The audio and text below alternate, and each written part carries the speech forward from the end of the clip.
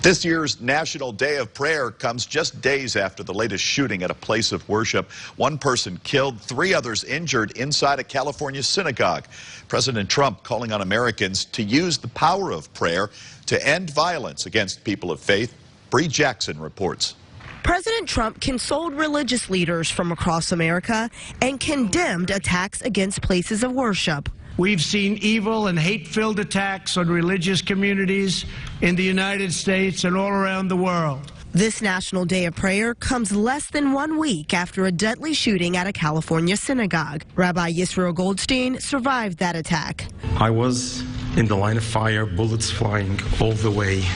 My fingers got blown off, but I did not stop.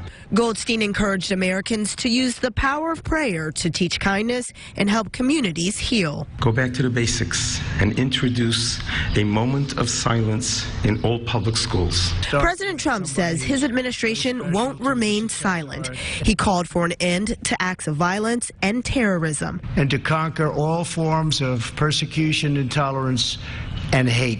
But lawmakers from both parties say prayers aren't enough. They're calling for the political rhetoric from the White House all the way down to the dining room table to be toned down. Not only as elected leaders, but also as individual citizens. I think that that's really the answer, and respect one another. We'd much rather see a sermon than hear a sermon, and so the president would do well to cut back on his language of violence, his language of separation. The White House says it's committed to strengthening our nation and says it will take a united effort to move forward. In Washington, Bree Jackson. Praying for America was the goal today in Erie as well, as residents gathered to honor National Day of Prayer. Today's event at City Hall concluded a 24-hour Bible reading ceremony that began yesterday at 11 in the morning. The National Day of Prayer was created back in 1952. It's been celebrated in Erie since 1992. This year's theme was Love One Another.